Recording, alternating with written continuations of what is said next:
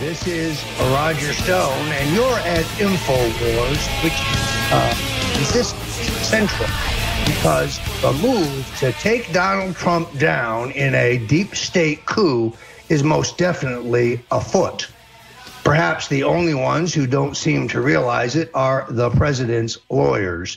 And hopefully they and he will come to their senses soon and understand the grave danger posed by Mr. Mueller and his posse in a cabal of Republican and Democratic party operatives from the elite wings of both parties who have a backup strategy in the 25th Amendment.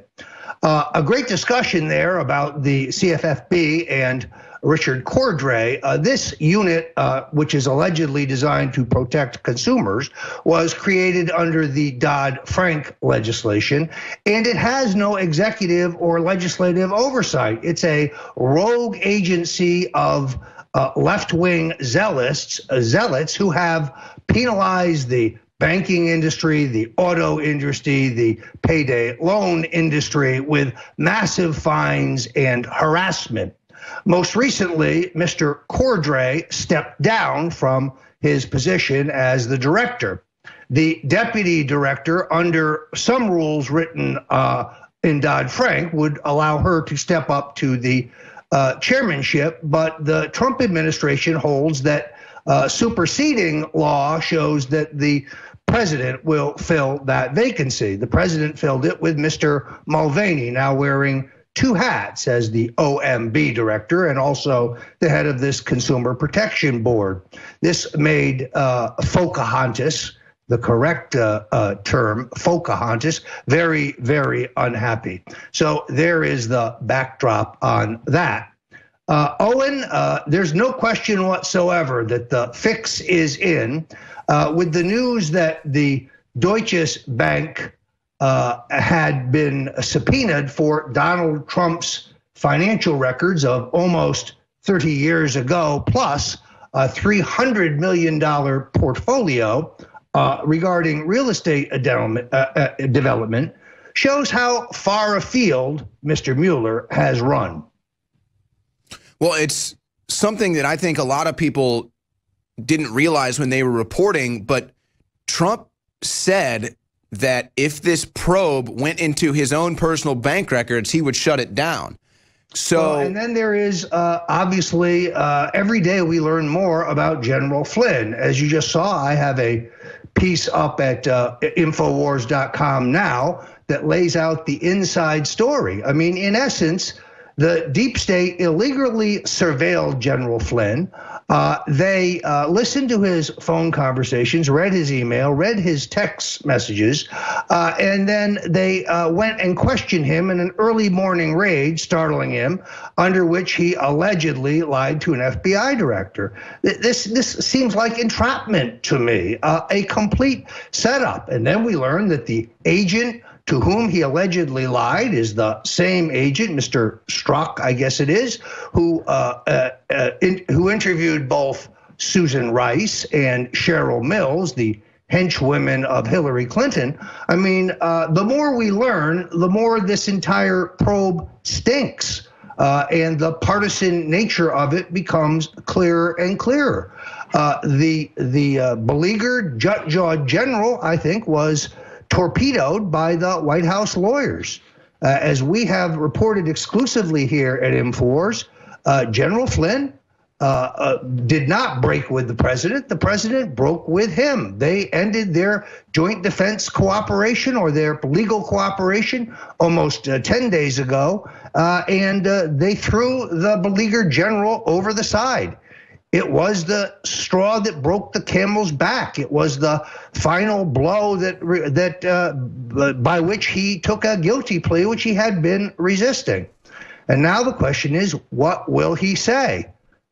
General Flynn obviously does not want to go to jail. You have an Obama-appointed judge sitting over this farce, and it is presumed that someone instructed him to reach out to the Russian ambassador. I believe, and as I say in this piece, whoever that someone is the same person who told him to tell no one. which would explain why he lied to the vice president. But why he would lie to the FBI, political atmospherics don't seem right. So it's hard to say. But our thoughts are with General Flynn. I think he and his family are stunned by this betrayal. And I am hopeful that the decision to throw General Flynn to the wolves will not be terminal for the Trump presidency.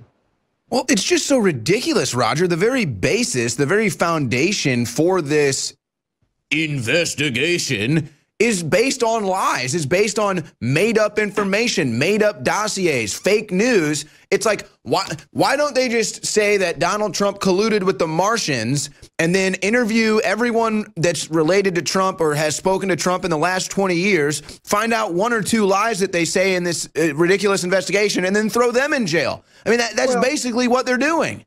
Well, let me point out to you that Rice and Mills, the Hillary aides involved in the email scandal, both received immunity for their lies. And they were both interviewed by Peter Strzok. Exactly. And James Clapper, the NSA director under Obama, lies under oath to the Congress, says that there is no metadata collection system. Edward Snowden proves to the world that that's a lie. And Clapper pays no penalty for his lie to the American people. Yet another member of the shaved head club. So it is really odd the way these deep state criminals operate with impunity, breaking the law in their efforts to bring down the president. Their Russian collusion thing has produced exactly zero in terms of real collusion. They try to make the most casual and normal contacts with Russians appear like a crime. Oh my God, he communicated with Julian Assange. Well, many journalists have done so. But they oh my gosh, a bear eats a salmon that hops out of a river. Oh. Yeah, so Donnie Jr. communicated with Julian Assange, yes, and so he's a journalist. But they have so attempted to hypnotize the American people into believing that Assange is some kind of Russian agent it's almost laughable. Well, I think we are starting to see the tide turning and the pendulum go the opposite way, beyond just our reporting on these things, where you've got Jim Jordan calling for new investigations. You've got Chuck Grassley calling out the entire farce of an investigation. But then I think, honestly, a huge development that isn't getting enough reporting, top DOJ official demoted amid probes of contracts with Trump dossier form. So it turns out this senior Justice Department official who just got demoted, Bruce Orr, was meeting with Christopher Steele and with Glenn Simpson of Fusion GPS. So, whoa, all of a sudden another swamp creature is identified in this mess. Look, I think it's very clear that when the Republican money pit of Paul Singer ran out, GPS Fusion thought they would sell their fabricated product to a whole new client, the Democrats, Hillary, and their backers in the administration. This dossier, a total fraud, is what they lean on as their rationalization for surveillance on top aides to Donald Trump. Last night on Fox, I saw stunning testimony by John Brennan, the Islamic convert who was the head of the CIA. And it is incredible that he says, we turned over all our information on Trump's campaign aides to the FBI. Why did he have any such information? Why were they spying on the Trump campaign? Political espionage, 10 times worse than Watergate. We are here at the War Room. We'll be right back. Welcome back to the War Room. I'm your co-host, Roger Stone, with my colleague, Owen Schroyer, on deck in Texas. And I'm reporting from our new InfoWars Bureau here in New York City, the Big Apple. This expansion is only possible, the war room is only possible, thanks to the generosity and the good consumer sense of the info warriors and those in the patriot community who understand that we are entirely, completely listener and viewer supported. We don't have any wealthy right-wing billionaires standing in the wings writing huge checks to InfoWars. We work for every penny. And we have become the cutting edge of those who will resist the attempt to replace our president. There's not going to be a silent coup in America as long as we at InfoWars are on deck.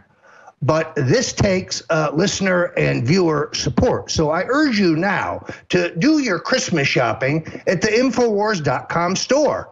Whether it is the all-natural supplements or the t-shirts or the incredible books such as The Making of the President 2016 by Roger Stone, a book I highly commend if you're interested in how Donald Trump pulled off the greatest single upset in American history.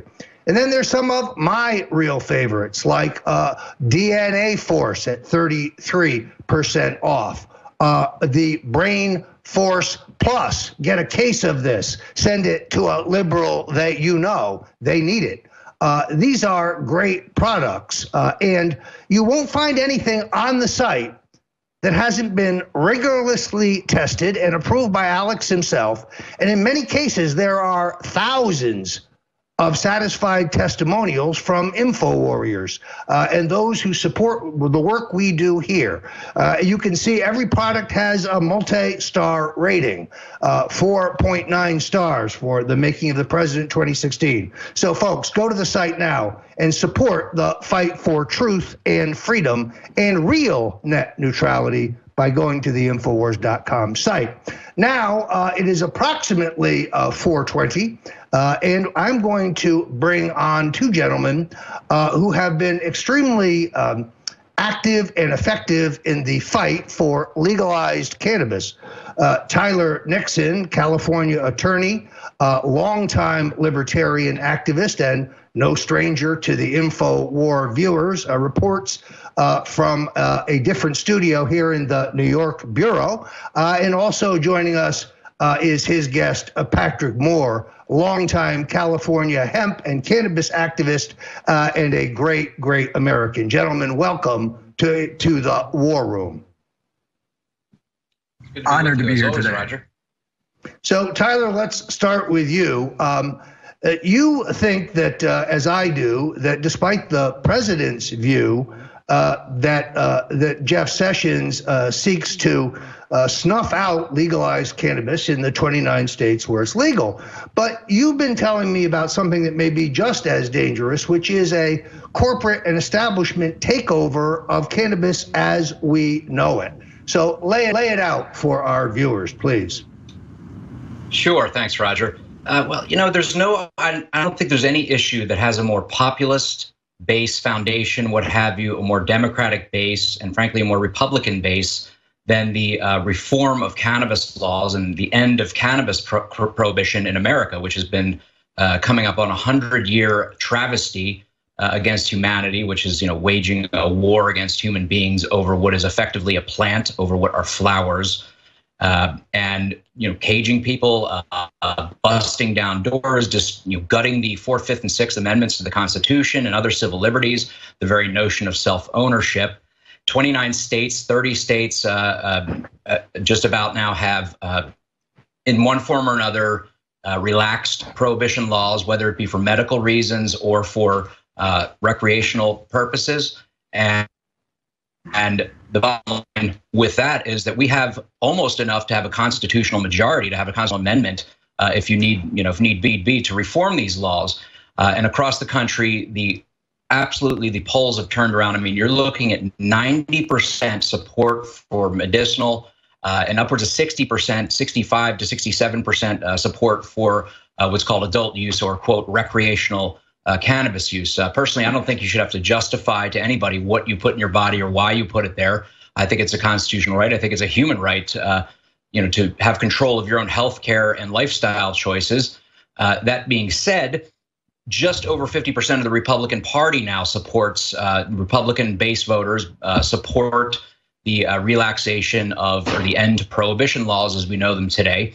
And yet we have an obdurate, an obstinate, a reactionary federal government and federal officials and law enforcement officials who would, keep us in the dark ages, keep humanity from accessing and benefiting from the many, many potential medicinal uses, not to mention just personal uses for the cannabis plant, the cannabis flower. I mean, the research being done now is absolutely amazing. I think it's a disgrace. I think our future generations will look back upon this time and think of us as savages for having denied humanity the benefits of this particularly amazing substance, which is we're hardwired for it. We have what's called an endocannabinoid system in our body, and we actually have receptors built into our brains and part of our entire sort of I guess we call it the limbic system, which is meant to receive the the benefits of this particular plant, whether it be the CBD or the THC. Either way, it's really an amazing, and I don't think we've even scratched the surface. I think we may come to find that we don't need pharmaceutical drugs, that this plant itself may end up being a cure-all, a panacea for humanity. And certainly I believe God put it here for our purposes, because we're built for it. Our human bodies are built for it. And it's a disgrace that we're fighting inertia, in which basically a coalition ranging from prison guards, if you can believe it, to prosecutors, to police chiefs, sheriffs, and so forth, who have a vested interest in keeping these programs of prohibition going, in keeping the control, and keeping the ability to control the citizenry and bust into people's houses and seize property, civil asset forfeiture, has been kept going. There's no other support for it, and it's inexplicable. I would defy anybody to come up with an issue in which you have 90% support and a majority, almost a super majority of the states have voted to change it, and yet the federal government and the federal legislators refuse to respond, refuse to react, refuse to assent to the will of the people and the overwhelming will. This isn't a 50-50 issue. We had healthcare shoved down our throats, Obamacare, with barely 50%, and not even. Go ahead. Let me stop you there. Let me say importantly that Tyler and Patrick both join me on the advisory board of the United States Cannabis Coalition, and we'll be right back with more about the war on drugs. Welcome back. You're at the War Room, and I'm Roger Stone, your host, reporting from our new New York bureau. Joining me, continuing this conversation, is Tyler Nixon, California attorney, longtime Republican and Libertarian activist, brilliant writer, and longtime drug reform advocate. And from California, Patrick Moore of the California Hemp Project for Education.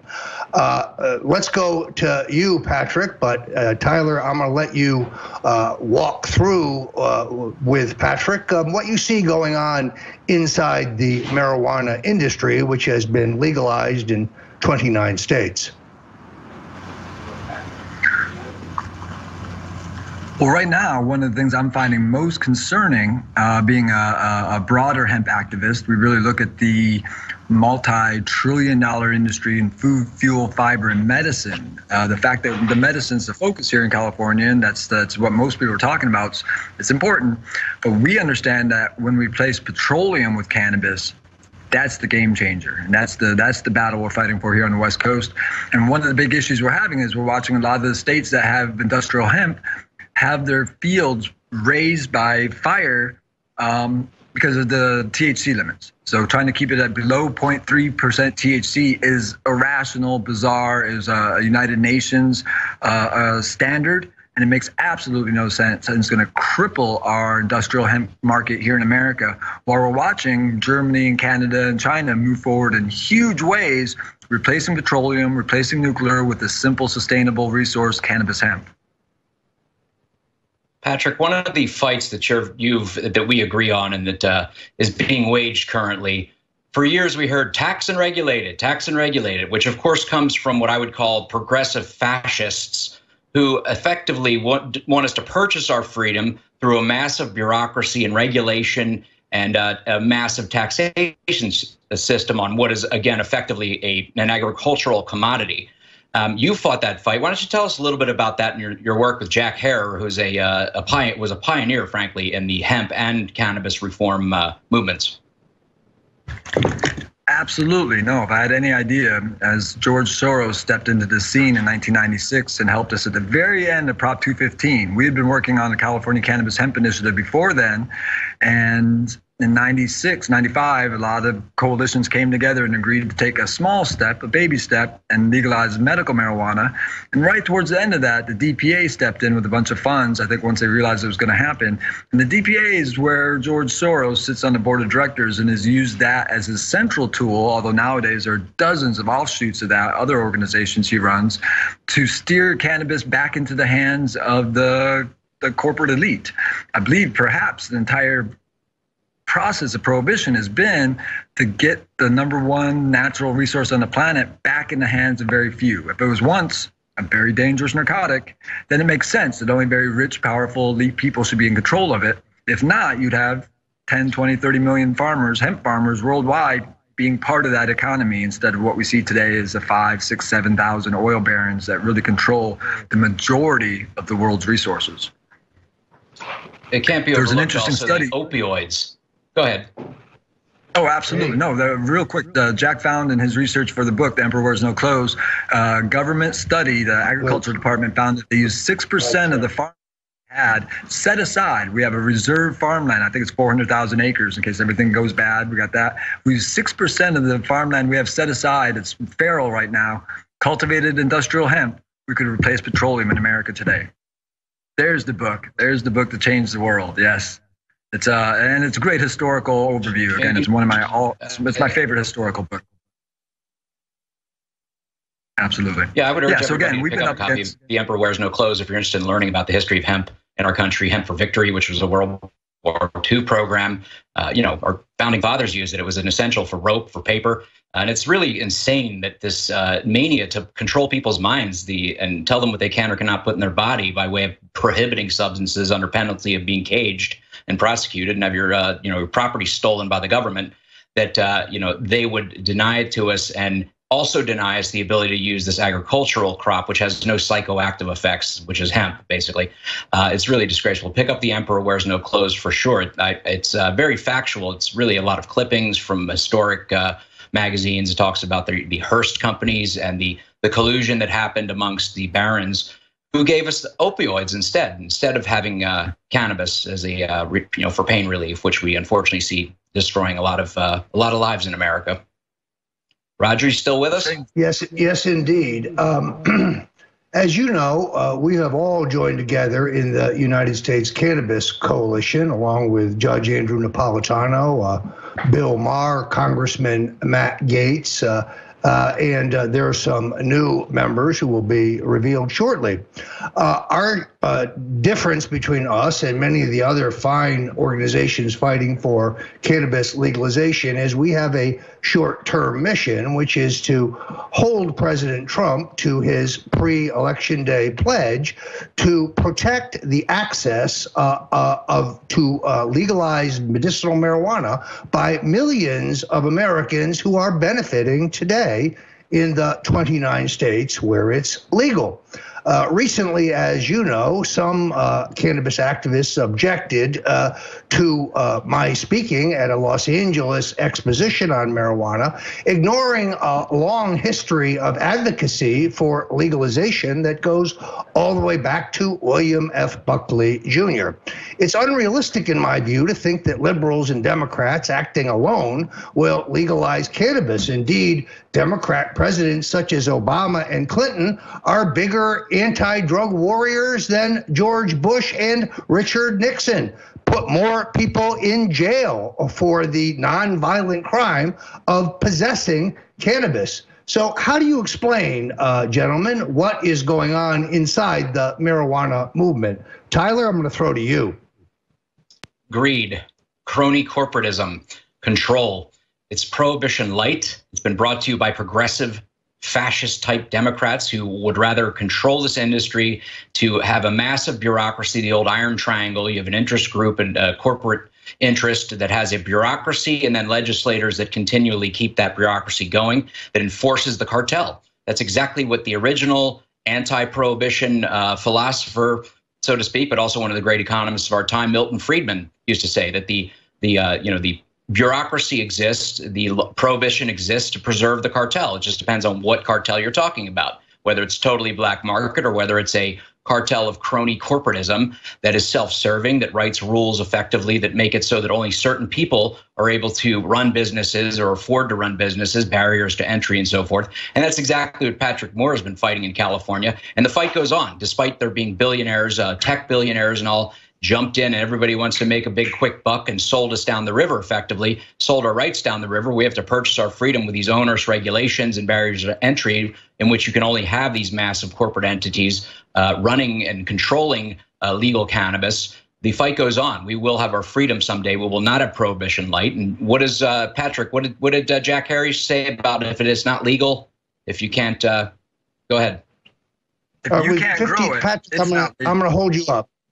With 59 seconds to go, we're going to come back and continue this incredible conversation. It's only at InfoWars that you will get the true story about the fight to protect legalized cannabis in the 29 states. I know personally from my discussions with the President of the United States that he plans to honor that pledge. What then of Jeff Sessions and his constant threats to a legal industry that is providing medicine for millions and employing hundreds of thousands? We'll be right back on The War Room with Tyler Nixon and Patrick Moore, and more on this fascinating topic. Welcome back. I'm Roger Stone, and we are in the middle of a full-throated dialogue about the future of legalized cannabis in the United States. We're joined by Patrick Moore, who is the head of the California Hemp Project for Education, and California Attorney Tyler Nixon. We are just going to wrap this up. Let's go to you, Patrick. You were in the middle of a thought about the future of the marijuana industry. Well, I find great irony that last week the Attorney General was asked clearly if he thought heroin was more dangerous than cannabis, and he said no. And that's something the Attorney General for the last 8 years hadn't been willing to say. Every time that question was put towards him, he skipped around it. And finally, the Sessions said, no, it's not as bad as heroin. So ironically, our current Attorney General is more progressive than the last Attorney General about cannabis, despite all the things he's been saying. Now, I think we have again, a multi-trillion-dollar crop we need to start focusing on. Mercedes-Benz, 1/3 of all Mercedes-Benz produced this year is made out of cannabis.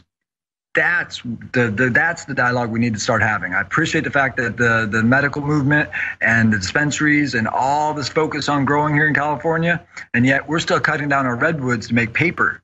Germany, Canada, China's not doing that so much anymore. And that's the phase of cannabis. Once we got the medical set up and once we had access to adult use, we want to start focusing on industrial hemp and fair and equal access. That, I believe, will be the largest change in the 21st century, enabling American citizens to produce plastics, food, fuel, fiber in a sustainable way that assures safety for the planet. That's the core of the cannabis movement. Our founding fathers insisted, George Washington insisted with an exclamation point, take the Indian hemp seed and sow it everywhere. That's what we're trying to do. All right, Patrick Moore. I'm afraid we have to leave it there. Our thanks to Tyler Nixon, California attorney and longtime Libertarian and Republican activist, and Patrick Moore of the California Hemp Project for Education. Gentlemen, many thanks for joining us at the War Room. Joining me now for a quick discussion of election reform badly needed in America is Christina Tobin of the Free and Equal Elections Foundation.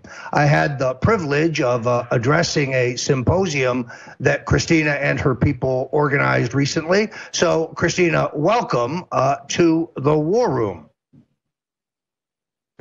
So we are having trouble making our connection. We'll be right back with Christina.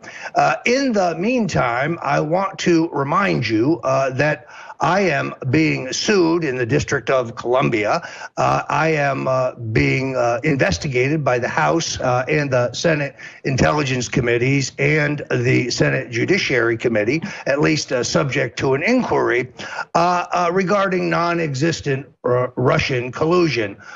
My personal legal bills have reached almost $500,000. Contrary to what you may read on the net, I am not a wealthy man. I make a comfortable living and I have a great family, but I need your help under this kind of liberal onslaught. Protect Democracy, the group that is suing me, is using this bogus, frivolous harassment lawsuit, which has no merit, for the purposes of fundraising. You can help by going to stonedefensefund.com. That's stonedefensefund.com. And everyone in the Stone family will be most grateful. Continuing now, we are seeking Christina Tobin from the Free and Equal Elections Foundation. This group has been fighting for the inclusion of minor party candidates in the presidential debates. As many of you, I think, know, the Presidential Commission on Debates is not appointed by the president, is not a commission, and most certainly is not about open debate. Essentially run by the Republicans and the Democrats working together, the League of Women Voters long ago canceled their cooperation with the Presidential Commission on Debates because of their rigorous efforts to exclude the Libertarian and the Green Party candidates from the national dialogue. The criteria for why a presidential candidate should be on the ballot today, under their rules, pertains to polling. It's a movable number, but they will say, well, no candidate will be admitted to the debate unless they achieve 15%. And no candidate can achieve 15%, of course, minor party candidate, if they are not included in the debate. It's the proverbial catch-22. The co-chairmen of the Presidential Commission on Debates are former Republican and Democratic National Committee chairmen. They're not interested in competition. The criteria should quite clearly be, are you able to theoretically win 270 electoral votes? In other words, are you on the ballot in enough states to win? She joins us now, Christina Tobin from the Free and Equal Elections Foundation. Because we're a little short on time, we're going to pick it up on the other side to get in a full discussion. But welcome to the War Room, Christina Tobin. Thank you, Roger, so much for having me. So tell people about the mission of the Free and Equal movement that you have been spearheading. Well, our slogan is more voices, more choices. We're a 501c3 nonprofit organization whose mission is to broaden electoral choices through education and direct positive action. So we're here to really ignite a spark, a movement, an independent movement to replace these not accountable people in office with accountable politicians, elected officials, starting from the bottom up, because that's where real change happens. And of course, the congressional races in 2018, very important. I think the work you're doing is very important. I remember a poll just before the 2012 election in which some 74% of the people said they wish there was another choice. Well, there was another choice, the Libertarian Party candidate, Gary Johnson, the Green Party candidate, Dr. Jill Stein, but the mainstream media didn't want anybody to know that. They could not generate the kind of free coverage that the Republican and Democratic candidates get every day. That improved somewhat in 2016, but I think it's only because some in the mainstream media believed that the candidacy of Governor Gary Johnson and Governor Bill Weld, both good friends of mine, both men I admire, would siphon votes from Donald Trump. CNN particularly gave extraordinary coverage to the Libertarian ticket.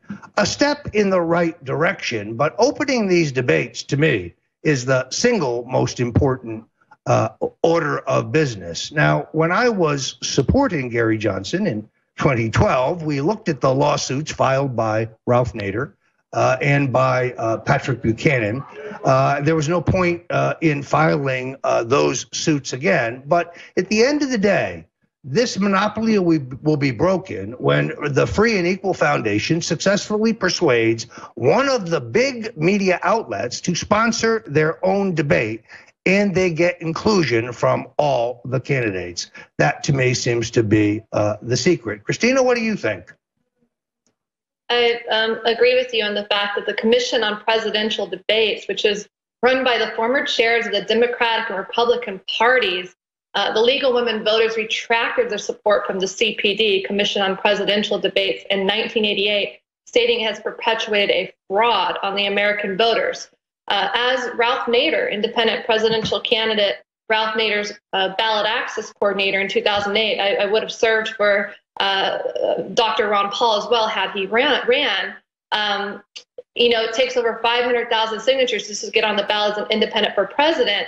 And I was with Ralph at a moment staring at all the press at the DNC, and he said, Christina, I could interview with every member of the press here and not reach but only 3 to 5% of what the CPD reaches. So while I do commend those who are filing suits against the CPD to raise awareness, I don't trust the CPD. The CPD is corrupt. Even if it opened it to a third or fourth candidate, look at the sponsors and the people who back the CPD, which again is a product, a very powerful tool the two-party, really one-party system uses to create this illusion, this facade that there are only two, but really one party. There are not. There are many individuals that have ran for president, over 30 in 2012, and I hope and foresee. Christina, I've got to stop you there. We'll pick it up on the other side. You're in the right place, the War Room, with Roger Stone and Christina Tobin.